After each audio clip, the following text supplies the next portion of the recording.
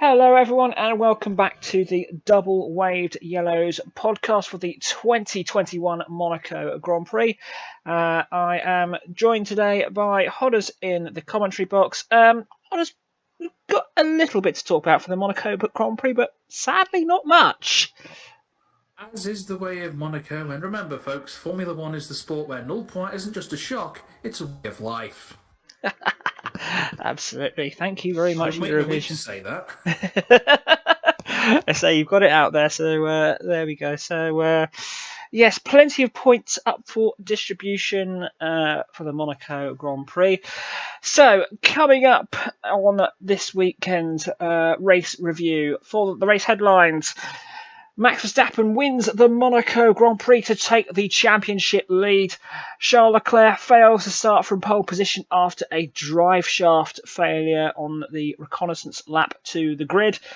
Valtteri Bottas has a problem at his pit stop, causing him to be one of only two retirements. And former McLaren teammates Carlos Sainz and Lando Norris finish on the podium. So looking at our drivers that we had a keen eye on this weekend, Hodders, let's start with your first choice, the AlphaTauri driver Yuki Tsunoda.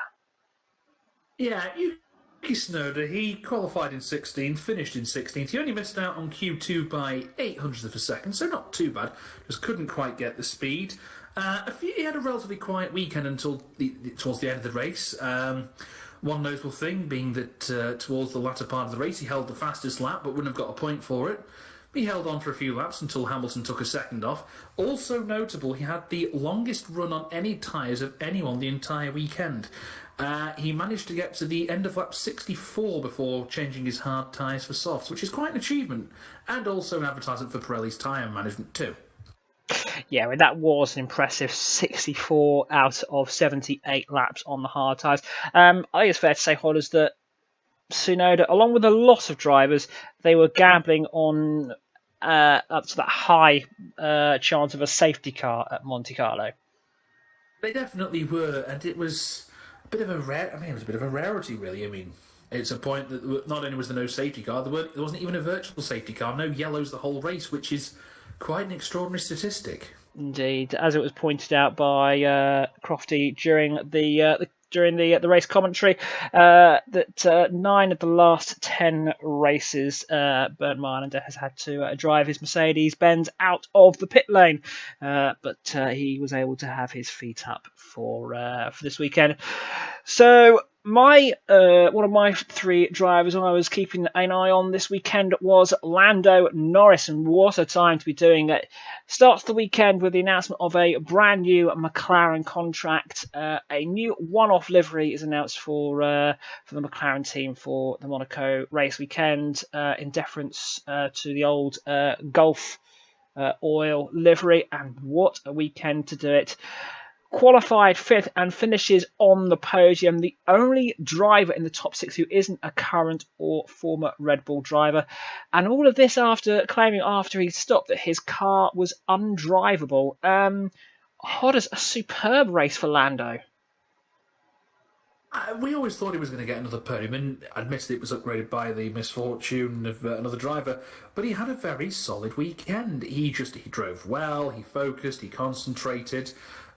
He did the last dozen or so laps in silence after he politely, and we're not exaggerating, he did politely ask his pit crew not to say anything so he could focus on the race. I mean, to carry on for the last part of the race when he said it was undrivable and finish as he did, you can't really knock him. And he's third in the World Championship as well. He is, and who'd have thought we'd be saying that after Monaco? It's a great achievement so far. Yeah, absolutely. Speaking of the Brits, your second driver you were keeping a watching view over was George Russell. Tell us about George's race weekend. I think for many drivers, it was relatively, considering it was Monaco, a relatively uneventful weekend. He qualified in 15th, but it was mentioned, and this is still a notable thing, in the 5 races we've had this season, he has made it to Q2 on all 5 occasions, finished in 14th, finished ahead of his teammate Nicholas Latifi, but again, he's consistent. Yeah, and at the moment the target is obviously to continue the Mr. Saturday tradition, but also where possible he has to take advantage of any situations that may result in him scoring points. Alas, those situations did not arise, and he kept the car on the track and out of the barriers for a valuable P14 finish, which may be all important when we get to the end of the season. And all the relative positions that aren't points paying may count. So I chose a really bad one to follow for my second choice. Charles Leclerc, the Monegasque Ferrari driver, his home race, and he thought Saturday evening he was on course for the perfect race finish.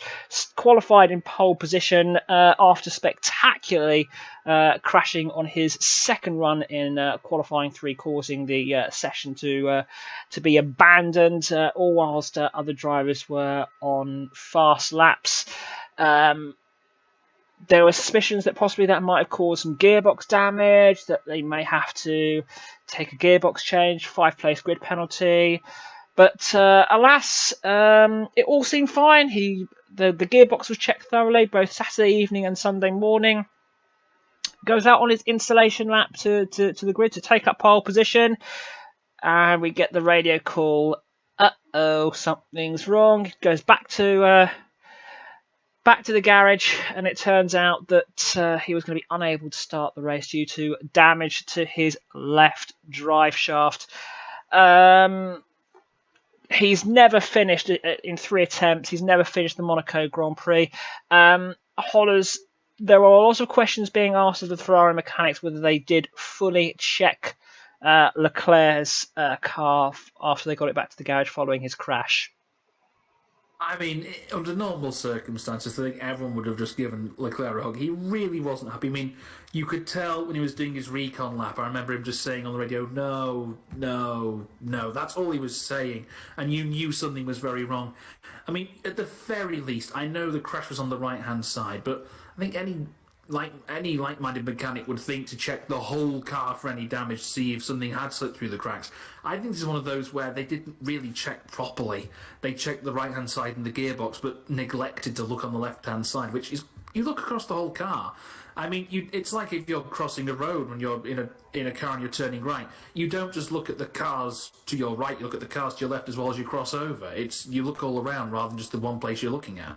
And also, yeah, you've got a car that is on pole position. You want to make absolutely certain that the car is not only okay to start, but that it's going to survive the 78 laps of Monaco. It was heartbreaking to see Charles having to go through all the procedures of standing at the front of the grid, listening to the national anthem of his home country. The race he wasn't starting.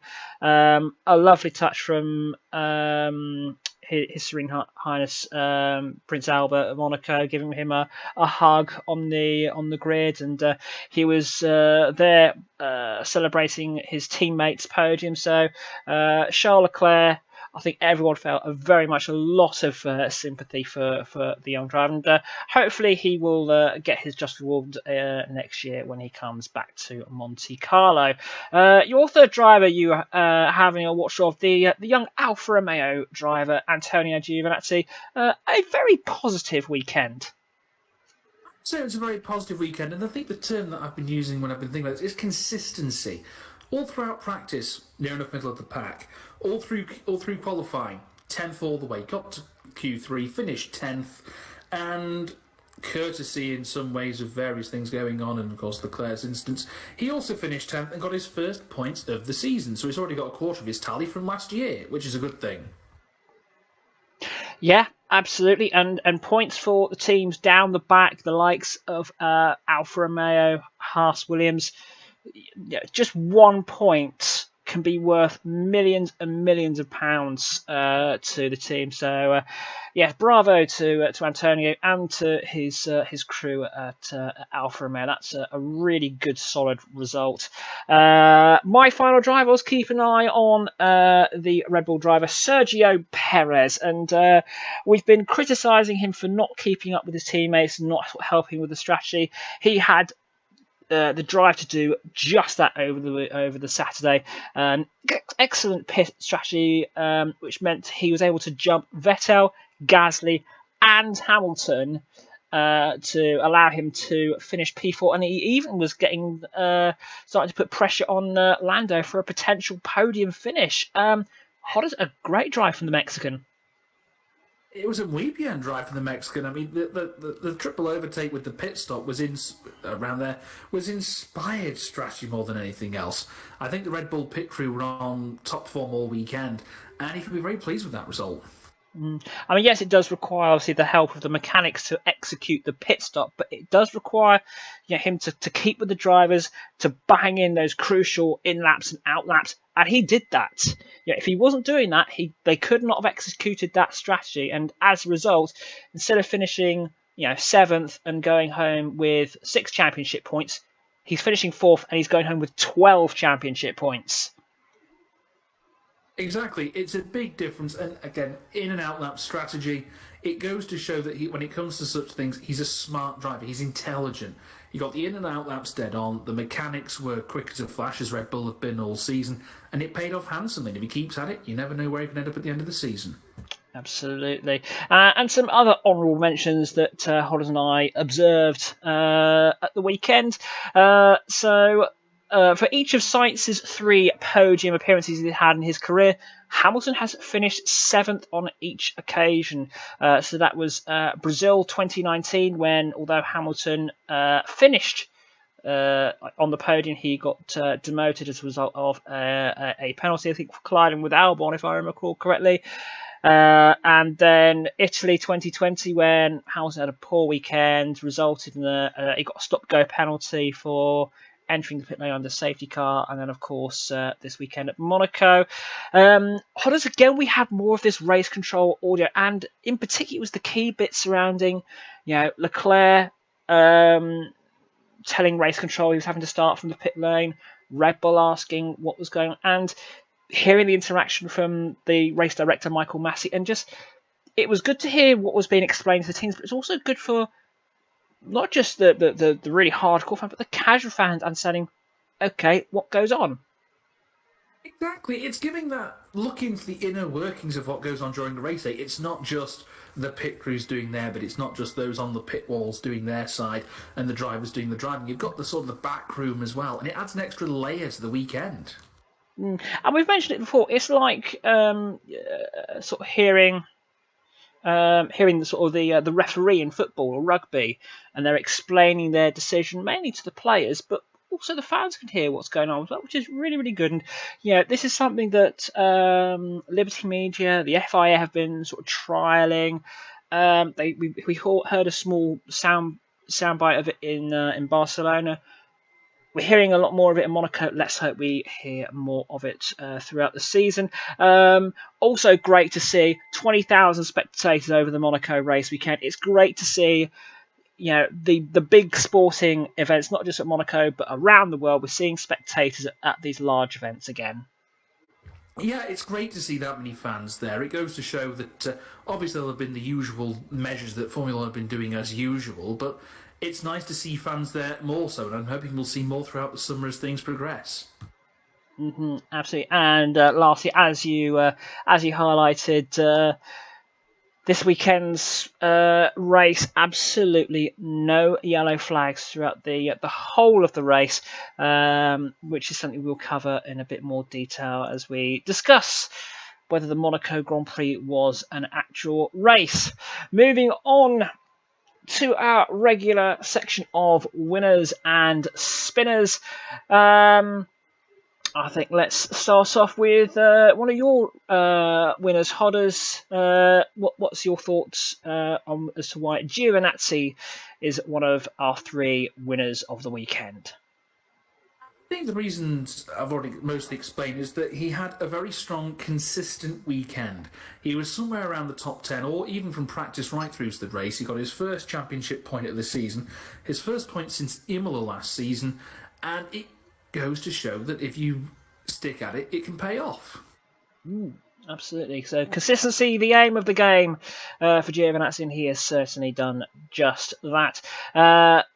My winner of the weekend, Lando Norris, maintained an excellent start to the season with an exceptional race weekend performance, qualifying fifth, finishing third, really giving backing as to why he got the new contract. His only blemish over the race weekend was receiving the black and white flag on lap 19 for track limit violations. An excellent weekend.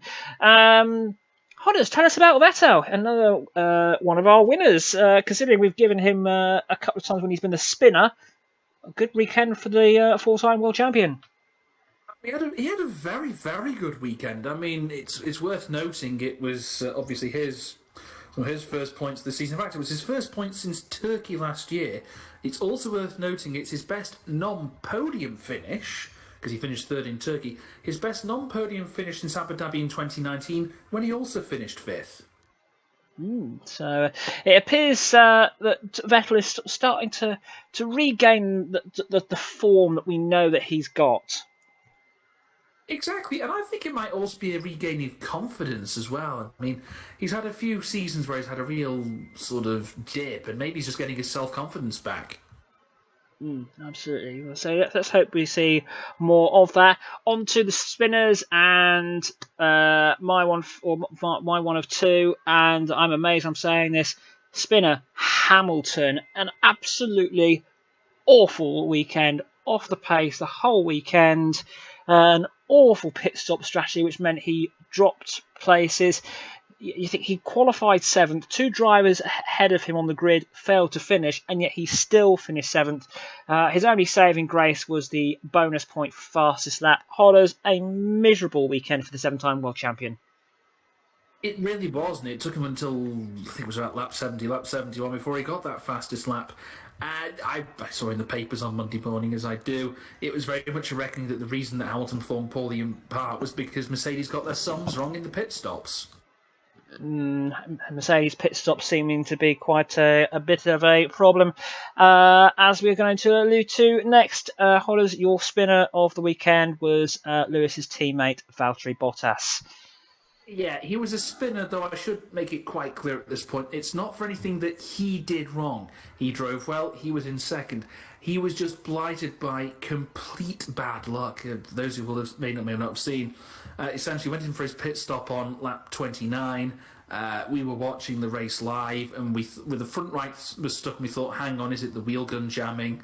Is it the things that have blighted Mercedes this year, where Bottas always seems to have had one tyre, usually the front left, that just gets stuck. This time, though, the wheel really was stuck. It had got to the point that the wheel gun had actually machined the nut on the wheel to the point that it had cross-threaded. There was no thread at all, it completely cross-threaded, and it just would not budge. It's not just a case of you can't, there are some people suggesting, Valtteri should just drive out on that tyre. Well, the rules do not allow you have to change all four tyres. But also, obviously, that tyre would have just been completely unsuitable. So, Valtteri, through a freak incident, having to retire then and there. And also, Hodders, I read on the Monday morning that after they'd inspected the car in the garage on the Sunday afternoon after the race, and even when they got the car back to the factory in Brackley on the Monday, they still couldn't get the tyre off. It just goes to show how stuck fast that wheel nut had been cross-threaded and couldn't move. I still don't think they'll be able to get it out in one piece. It's one of the safety reasons or safety mechanisms that they have in place to make sure those tyres just don't fall off. We've seen awful incidences over the years with, bouncing tyres all over the place. So it's unfortunate, but let's hope it's just one of those freak things, and Mercedes will no doubt investigate as to why that happened. Moving on to our talking points for the Monaco race weekend, and something we're delighted to be talking about. Hodders, are Ferrari back on form? I think this weekend shows very much some glimmers of hope. I mean, they could have had an absolutely stonking weekend were it not for the unfortunate events with Charles, it could have been they could have had a Ferrari 1-4 and Ferrari would have had a win, which would have been a wonderful thing. It's a real shame that didn't happen, but it goes to show, though, even taking into account that, the fact that they had drivers so far up on the grid, including pole position, goes to show Ferrari have still got it in them yet. Yeah, absolutely. Let's hope that form can be carried through to Azerbaijan, the next race, and beyond. Let's hope it's not. Let's hope it's not a one-off. I really hope it isn't. I mean, we did say even in the preview at the beginning of the season that Ferrari really needed to up their ideas, and we're starting to see that bearing fruit. I think this could continue. It may not always be pole positions, but if they can be competitive at that end, we can't really complain. I mean, if they can sort of be qualifying in sort of the top 3 rows, and even potentially sort of mixing it with Max and Lewis and getting involved in the title fight, which should be great stuff to watch. And the other subject that has been dominating the back page and indeed all of the motorsport social media. Should Monaco be on the calendar? Is it an actual Grand Prix? Because this year, after the first lap, we had 0 overtakes. Now, a lot of people say Monaco is on there for all the glitz and all the glamour. Well, we didn't have all the glitz and the glamour because obviously of all the various COVID protocols. So, Hodders, is there a genuine reason that the Monaco Grand Prix should be a race on the calendar? It's one that we have to sort of approach carefully because it is such a prestigious race and it's been around since the 1930s. And I mean, I suppose it would have been nice for Charles to win the Monaco Grand Prix because the last time that the Monaco Grand Prix was won by Monegasque was in the 1930s pre-Formula One. I think the difficulty is to make it a race is very, very difficult. This was discussed that I read the Eye and other newspapers, of course, available, but they had a mention even on as late as Tuesday, Wednesday morning that Ross Brawn was saying they were looking to improve Monaco, but it was only a cursory eye because there's not really much they can do. And I think the racing correspondent with the Eye was saying there's not really much they could do apart from maybe filling in the harbour and adding something in there. I think the difficulty with Monaco is to make it a race is very difficult. There's just too many space limitations. Absolutely. And let us know what your thoughts are on whether Monaco should be on the calendar. Obviously, comment in the sections below. But make sure you do that after you've liked and subscribed our channel. And one last mention, one last talking point rather, it's the first time since Monza 2020 that neither Hamilton or Bottas finished on the podium. A poor weekend for Mercedes. Yeah, it really was a poor weekend for Mercedes to have neither nor on the podium. I mean, they had a chance with Bottas, admittedly, but Lewis had a poor weekend, and then Valtteri's sheer bad luck. It was not a good weekend for them at all. Probably one of their lowest points tallies for a while, too, for a weekend. And as a result of this poor weekend, Red Bull now lead in the Constructors' Championship. We will cover that, of course, towards the end. So let's have a look at other bits and pieces of news that has been emerging, and I think this time we pay tribute to the passing of the former FIA president Max Mosley, who has passed away at the age of 81. He was the FIA president from 1993 until 2009. He was actually a Formula One driver. He drove for Len Street Engineering in 1969, but he is most renowned in the motorsport community for the major safety changes that he drove following the tragic events of the 1994 San Marino Grand Prix. Hodders, another legendary motorsport figure, is lost to us, but he did make an enormous impact upon the sport. He absolutely did, and the constant safety improvements continues this even since he was no longer president. I mean, it's quite a testament that since the unfortunate events at Imola in 1994, we've had one race fatality in 27 years, which, while unfortunate, is for something like motor racing is actually quite a good statistic for safety standards. And to be honest, the safety improvements that have happened since have probably saved even more lives, as shown by Grosjean. Yes, absolutely. And lastly, I think this is now becoming a regular analysis, and why not? Lewis versus Max, round 5. I think it's fair to say that Max comprehensively won this weekend's battle, but the war is far from over. Yes, it's only the end of the early rounds. I mean, that's probably more of a knockdown than a knockout, to use a boxing analogy. But I'm sure that Lewis will probably get past the bruises and the cuts with his crew of cut men, amongst other things, and probably try and bounce back next time. But interesting now we've seen the psychological battle start with sort of words being exchanged between Lewis and Max, both pre and post race. Absolutely, it's very much a war of words, and hopefully not too much of a war of attrition. But as long as it stays to words, we shouldn't worry too much. Absolutely. Right. So our final thoughts on the Monaco Grand Prix, and for me, it's the second race this season that we've seen Lewis Hamilton make a mistake. However, it seems when Lewis Hamilton makes mistakes in general, they are very, very big ones. I think obviously this year he obviously spun off at Imola and was saved by the safety car and subsequent red flag. He had that colossal mistake with entering the pit lane on the safety car at Monza last year. That cost him a 10-second stop-go penalty. And this weekend, poor qualifying, poor execution of his in and out laps, and a poor race result. It's not great when these happen. It really isn't great, and I mean, it goes to show at the same time that for all the championship wins he is human, but it does make you wonder if cracks are starting to show. Indeed. So, and what are you taking away from this weekend's race? It's really not what to take, really. I mean, I think what we can take away is that some people, sometimes, even when you don't have a safety car, things can still happen that you don't expect.